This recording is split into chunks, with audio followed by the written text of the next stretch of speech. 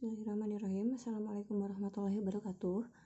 Nah, hari ini untuk di kuliah daring kali ini kita akan membahas mengenai suatu fenomena yang terjadi juga di alam, di mana bisa dijelaskan secara fisika. Makanya kita akan membahas di farmasi fisika. Nah, fenomena permukaan, sebagaimana kita lihat di sini ada fenomena alam versus fenomena fisika, di mana kita bisa melihat bagaimana lalat, laba-laba, kemudian nyamuk, kemudian ada kadal yang dia bisa berjalan di atas air, sedangkan kita jangankan berjalan di atas air, tangan bersentuhan dengan air pun pasti akan menembus ke bawah air atau ke dalam air. Nah, di sini kita akan menjelaskan fenomena kenapa sih nyamuk itu bisa berjalan di atas air, kadal bisa berjalan di atas air deh tanpa tenggelam. Selain itu, kita lihat juga contohnya di sini bagaimana air, bagaimana peribahasa air seperti air di daun talas itu seperti ini. Air dia tidak melebar, tapi dia membentuk suatu bola atau gelembung di mana dia tidak menempel pada permukaan daun. Begitupun di sini di kaktus, bagaimana air dari kaktus itu keluar dalam bentuk butiran-butiran. Dia tidak merembes, tapi dia dalam bentuk butiran-butiran. Atau seperti ini, gelas. Di mana gelas berisi udara, dia akan mengapung. Dan di sini ada klip, kita bisa contohkan dengan silet, dengan jarum. Bagaimana jarum atau silet atau klip di air, di permukaan air dia bisa floating atau mengapung, tidak tenggelam. Dia akan dijelaskan pada fenomena permukaan kali ini. Nah, fenomena permukaan, nah ini perlu diingat bahwa ada yang namanya permukaan, ada yang antarmuka. Permukaan seperti apa? Kalau permukaan laptop, permukaan seperti ini, permukaan ballpoint, permukaan meja. Sedangkan antarmuka itu antar misalkan seperti ini. Saya simpan ballpoint dengan laptop, berarti ada permukaan antarmuka. Maksudnya antarmuka apa? Antarmuka antara ballpoint dan laptop. Saya simpan di bawah di atas meja, itu antarmuka apa? Antarmuka antara meja dan ballpoint. Nah, harus diingat antarmuka berarti antara dua zat yang tidak bisa bercampur, misalkan cairan dengan cairan dengan padatan dengan padatan. Tapi saat kita berbicara mengenai permukaan, itu sesuatu yang kontak dengan udara, itu disebut permukaan. Permukaan air, permukaan laptop, permukaan meja, semua yang kontak dengan udara atau dengan gas disebutnya permukaan. Tapi saat kontak lagi dengan benda padat atau dengan benda cair disebutnya antarmuka. Nah, permukaan antarmuka terjadi karena apa? Terjadi karena ini, adanya gaya kohesi dan adhesi. Sesuai namanya, ko berarti sejenis, ad berarti berbeda, kohesi berarti tarikan antara molekul sejenis, sesama jenisnya. Dia seperti pada istilah kelarutan itu like dissolve like, itu gaya kohesi. Sedangkan gaya adhesi itu dia lebih menyukai dengan zat yang berbeda dengan dia atau molekul yang berbeda, itu gaya adhesi. Nah, gaya kohesi ini perbandingan antara gaya kohesi yang mana yang lebih besar, di mana gaya kohesi zat padat itu lebih besar dari zat cair.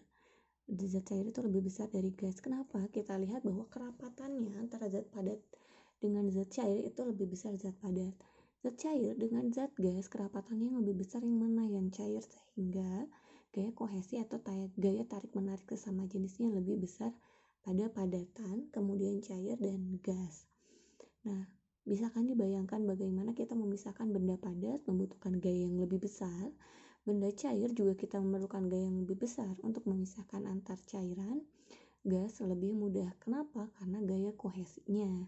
Jadi kerapatan dan jarak antar molekul itu akan berbanding lurus dengan gaya kohesinya. Ini tegangan permukaan. Tegangan permukaan kalau menurut pengertian adalah gaya persatuan panjang yang harus dikerjakan sejajar permukaan pada cairan. Nanti kita lihat biar lebih jelas bagaimana tegangan permukaan itu. Nah, kalau tegangan antarmuka ini yang antar dua fase cairan tidak bercampur, atau padatan dengan cairan atau padatan dengan padatan, itu tegangan antarmuka. Nah, Untuk larutan sejati artinya apa? Zat aktifnya homogen. Zat aktifnya terlarut sempurna itu tidak ada yang namanya tegangan antar muka. Karena apa? Di kelarutan sudah dijelaskan bahwa kita tidak bisa membedakan mana solut, mana solvent. Solutnya bisa dalam bentuk apapun, sehingga tidak ada tegangan antar muka. Sedangkan contohnya emulsi, kita masih bisa membedakan mana minyak, mana air, artinya adanya tegangan antar muka. Atau suspensi, kita masih bisa membedakan mana partikel padat, mana air, sehingga adanya tegangan antar muka. Sedangkan larutan, kemudian sirup, itu kan kita tidak bisa membedakan mana solut, mana solvent, sehingga tidak ada tegangan antar muka. Ini ilustrasi tegangan permukaan. Tegangan permukaan berarti antara gas dengan apapun, mau itu dalam bentuk padatan, mau dalam bentuk cairan. Pokoknya yang kontak dengan gas disebutnya adalah tegangan permukaan. Nah, ini satuan dari tegangan permukaan itu adalah satuannya Dyn per centimeter atau Newton per meter. Kita bisa menggunakan ini atau ini. Dengan rumus ya sama dengan F per L. Ini kalau ternyata permukaannya hanya satu permukaan. Tapi kalau ada dua permukaan seperti apa? Sabun, emulsi. Misalkan dia mempunyai dua permukaan air dan permukaan minyak, sehingga kita menggunakan rumus yang bawah, yang ini. Ya sama dengan F per 2L. Di mana F itu adalah gaya, kemudian L adalah panjang permukaan. Nah, kita berbicara mengenai permukaan ya, bukan antar muka. Saat kita menghitung tegangan permukaan, berarti kita lihat kalau permukaannya satu, berarti artinya dia hanya kontak dengan udara. Air misalkan dengan udara, minyak dengan udara. Tapi saat ada dua permukaan apa? Berarti permukaan air dan permukaan minyak. Ini makanya kita bisa menggunakan yang ini, yang F per 2L, karena di situ ada dua permukaan yang kontak dengan udara. Nah, ini kita bisa lihat ilustrasi bagaimana tegangan permukaan itu bekerja. Kita lihat, kita ibaratkan tegangan permukaan itu adalah ini. Seseorang yang coba mengangkat sesuatu dari bawah. Nah, untuk mengangkat dia bisa sejajar di sini atau sampai ke dirinya, ke orangnya, berarti kan dia membutuhkan sesuatu, membutuhkan tali. Setelah ada tali, berarti apa yang harus dilakukan? Dia harus mengeluarkan gaya, mengeluarkan tenaga. Untuk apa? Untuk mengangkat ini. Karena pada dasarnya semua benda di bumi itu pasti akan turun, akan jatuh. Karena apa? Karena adanya gaya gravitasi. Sehingga untuk melawan gaya gravitasi, orang ini dia harus membutuhkan sesuatu. Selain tali tentunya, dia membutuhkan gaya untuk menarik benda agar tetap sejajar dengan dirinya. Itu. Nah, ini adalah tegangan permukaan. Kemudian F, gaya itu adalah ini, usaha yang dikeluarkan oleh orang ini untuk mengangkat benda agar dia sampai ke sini, sampai berada pada permukaan datar. Nah, sedangkan L, panjang permukaan itu adalah yang ini. Itu jadi tadi kayak tadi udara itu kan berada di sini, di permukaan. Kenapa sih udara ada di permukaan? Ya karena dia memiliki gaya, dia memiliki tegangan permukaan, sehingga dia berada di permukaan di sini, sejajar di sini. Kalau misalnya tidak ada tegangan permukaan, udara dia akan turun. Atau enggak misalkan minyak atau air, karena dia bisa bercampur karena apa ya? Karena tidak ada tegangan antar muka atau tegangan permukaan. Nah, sedangkan kenapa dia tidak bisa bercampur? Ya karena ada gaya yang menjaga dia agar stabil di sini. Nih, ini kan orang ini dia memberikan gaya yang besar untuk apa? Mengangkat ini agar di permukaan.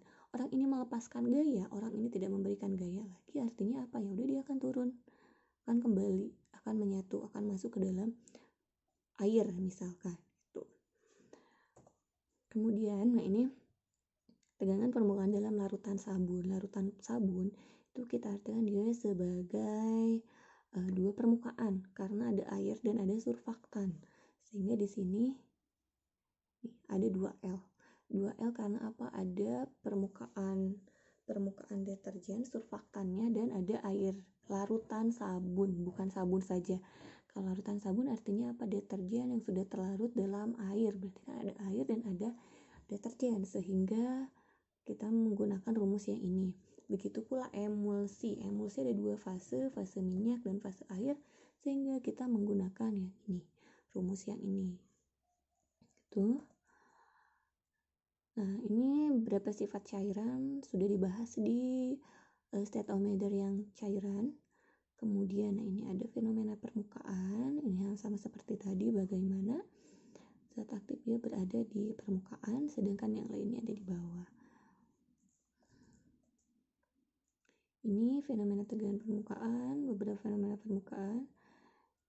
Ini juga sama, yang A itu bagaimana molekul bertahan di atas atau berkontak dengan udara, bagaimana yang di dalam itu dia molekul di dalam bagian cairan di mana kohesinya lebih besar, ini adalah adesinya lebih besar.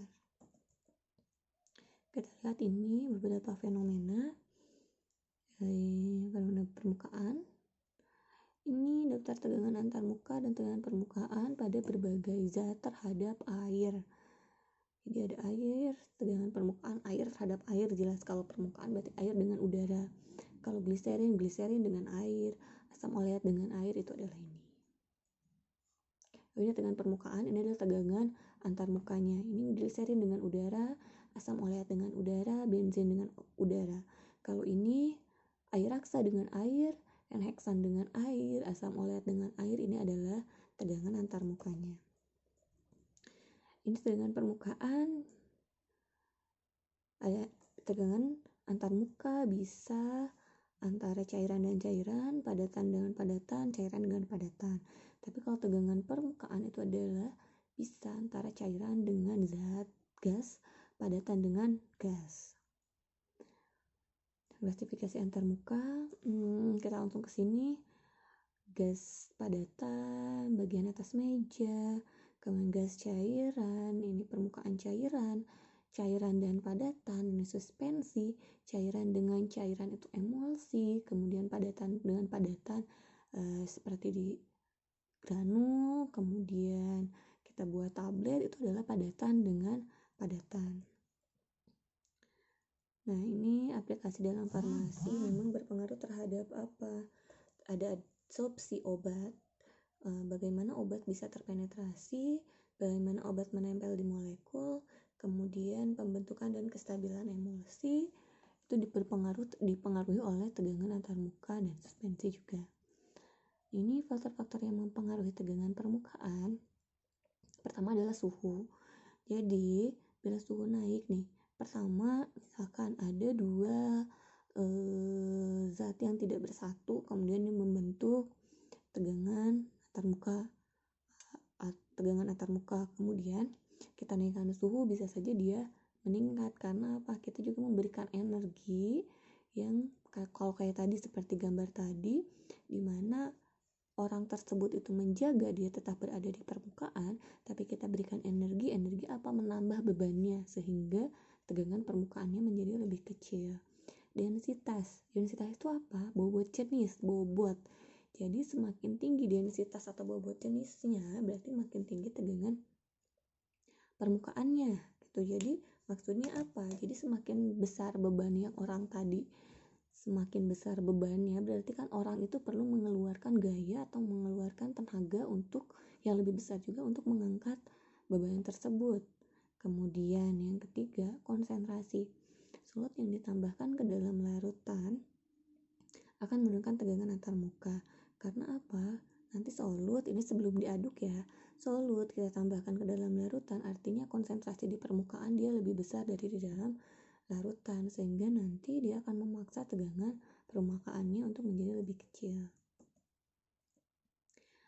Ada zat anorganik, dimana kalau kita tambahkan garam-garam anorganik, kenapa pada saat kita tambahkan garam anorganik bisa meningkatkan tegangan antarmuka? Karena apa? Karena zat yang terlarut di dalam cairan itu menjadi lebih besar, karena kan seperti namanya, garam anorganik itu meningkatkan kelarutan. Ada asam organik, contohnya alkohol ester, di mana tegangan permukaannya akan menurun karena molekulnya dia tidak akan terlarut, molekulnya akan teradsorpsi. Ingat ya, adsorpsi berarti dia hanya akan menempel di permukaan.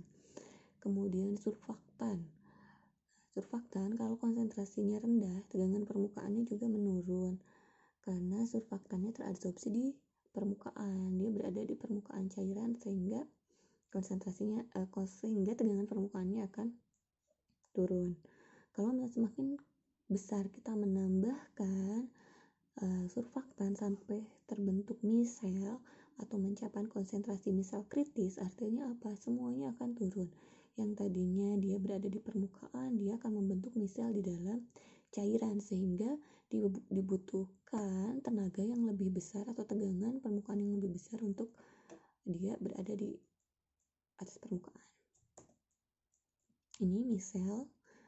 Nah, ini adalah proses deterjen atau mekanisme aksi dari deterjen. Yang gambar A kita lihat itu adalah yang ini adalah surfaktan. Ini adalah surfaktan, ini adalah noda di permukaan. Bisa dalam permukaan apa? Bisa misalkan kain atau benda padat atau bahkan kulit kita dengan dia noda dalam bentuk minyak. Dalam bentuk minyak kemudian kita berikan surfaktan yaitu sabun, bisa deterjen dalam bentuk seperti ini. Kemudian seperti namanya surfaktan, sebagaimana kita tahu dia memiliki dua gugus, itu polar dan non polar, dimana nanti gugusnya dia akan menempel, gugus non polar menempel pada minyak, gugus polar menempel pada permukaan air, pada air. Kemudian semakin banyak surfaktan atau deterjen yang kita tambahkan, dia akan bisa membentuk seperti ini. Dia mampu mengangkat noda. Kita tambahkan terus-menerus dalam jumlah banyak, nanti nodanya akan terangkat. Nodanya masih menempel, makanya kenapa pada saat kita mandi pakai sabun harus digosok, kemudian saat mencuci baju, mencuci piring kita perlu tenaga atau gaya untuk menggosok. Karena apa nih? Kalau kita hanya mengandalkan surfaktan saja, dia pasti akan masih menempel di sini. Makanya kita tambahkan gaya, kita berikan gaya sehingga apa? Dia mampu mengangkat seperti ini. Ini adalah mekanisme deterjen, surfaktan atau sabun dan lain-lain yang bisa meningkatkan atau yang bisa mengangkat kotoran dari permukaan apapun. Gini, kalau kita berikan gaya, dia akan lepas lemaknya, kemudian dikelilingi oleh surfaktan dan dia tidak akan menempel lagi di permukaan, terbawa oleh air, dibilas oleh air dan bersih permukaannya. Itu adalah mekanisme dari deterjen. Ini adalah metode pengukuran tegangan permukaan. Ini pertama ada metode kenaikan pipa kapiler. Metode kenaikan pipa kapiler kita lihat di sini sebagaimana sudah tahu mungkin ya pipa kapiler seperti apa, berbentuk seperti pipa. Jadi pipa kapiler tersebut kita celupkan ke dalam sampel di dalam beker gelas atau di dalam cawan petri, kita celupkan. Kemudian nanti karena dia memiliki rongga di sini, nanti cairan akan naik ke pipa kapiler. Di situ kita langsung bisa menghitung berapa tegangan permukaannya. Caranya setelah kita celupkan, kita ukur tingginya berapa. Tinggi dari mana? Tinggi dari permukaan sampel ke permukaan sampel yang di pipa kapiler. Itu dia sebagai H, sebagai tinggi. Kemudian dalam sentimeter. Kemudian R itu adalah jari-jari pipa kapiler. Ini sudah ada. Biasanya sudah ada nih kalau misalkan akan menggunakan pipa kapiler, sudah ada jari-jarinya berapa. Kemudian rho, massa jenis cairannya kita hitung dulu. Rho-nya dengan W0, W1, dan W2, nanti kita akan dapat rho-nya berapa. Gaya gravitasi, nanti akan kita hitung tegangan permukaannya berapa. Selanjutnya ada tensiometer Duno. Cuma kalau di gambar ini, tensiometer Dunonya yang digital. Yang akan kita gunakan di lab itu adalah tensiometer yang masih manualnya seperti ini. Kalau yang digital, kita bisa langsung melihat berapa di sini dial readingnya. Dial readingnya berapa, nanti kita tinggal catat, tinggal kita hitung. Kita lihat di sini metode tensiometer Duno itu untuk apa sih sebenarnya? Untuk melihat berapa sih banyak gaya yang dibutuhkan untuk mengangkat cairan dari cincin platina ini. cincin Dunoy ini nih. Di cincin Dunoy ini kelihatan kan ya, ini cairan. Kalau kita celupkan kemudian kita angkat, dia akan membentuk lapisan seperti ini. Nah, kita angkat terus sampai dia lapisannya pecah. Itu berarti berapa banyak gaya yang dibutuhkan untuk memecah ini lapisan ini. Nah, kalau digital kayak gini, kita celupkan, nanti kita atur gayanya, nanti dia akan muncul berapa sih gaya yang dibutuhkan untuk memecahkan lapisan film dari cairannya. Kalau untuk yang digital yang akan kita praktikumkan seperti ini ya, sama ya gambarnya. Nah, ini sampel, kemudian nanti di LED-nya yang ini kita lihat nanti yang terbaca berapa. Kalau di sini kan ini berapa nih? 68,9 nih. Kalau yang dari digital 68,9 dyne.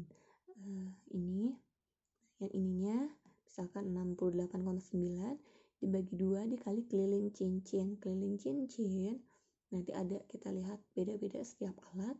Kita harus tanyakan dulu ke laboran berapa keliling cincinnya, kemudian dikali faktor koreksi.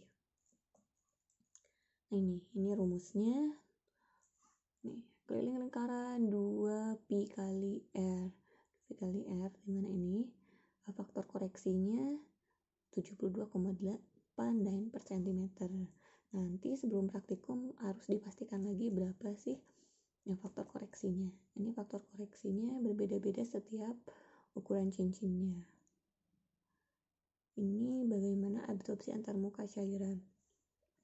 Ini kalau surfaktan kita tambahkan hanya ke air saja. Ini air ini adalah udara, ini water, ini air. Berarti kalau surfaktan kita masukkan ke dalam air, dia akan seperti ini. Kepalanya karena dia suka di dalam air, berarti dia akan di air. Sedangkan ekornya dia nonpolar, karena tidak ada nonpolar berarti dia di gas, di permukaan. Sedangkan kalau ada dua permukaan seperti ini, kita bisa melihat bedanya. Surfaktan berada di air, kepala berada di air, ekor berada di minyak. Nah, ini di sini dilihat skalanya nih, ada yang namanya HLB, hydrophilic lipophilic balance. Kita bisa lihat nih, kalau HLB-nya besar dari berapa biasanya? Besar dari sini 12, 15, 18. Nah, kalau yang kecil 9, 6, 3, 0 itu dia artinya lipophilicnya lebih besar, larut di dalam minyak nih. Kalau HLB-nya kecil, dia larut dalam minyak. Tapi kalau HLB-nya besar, dia larut di dalam air. Contohnya apa? Twin 20, 10 dan lain-lain, poloksamer. Kalau yang lipofil berarti dia larut di dalam minyak. Contohnya span. Nah, kalau kita menggunakan surfaktan dengan HLB yang kecil, ini salah ya. Ini kalau ini. Jadi untuk membentuk emulsi minyak dalam air atau air dalam minyak, biasanya kita bisa menggunakan dua kombinasi ini, HLB kecil dan HLB besar. Tapi untuk emulsi minyak dalam air biasanya surfaktan dengan HLB yang lebih besar itu lebih banyak konsentrasinya dibanding yang lipofil. Atau kita juga bisa menggunakan ini saja. Tapi kalau kita menggunakan emulsi air dalam minyak, nah lipofilnya lebih besar. Hidrofilnya lebih kecil, atau bisa menggunakan yang lipofil saja.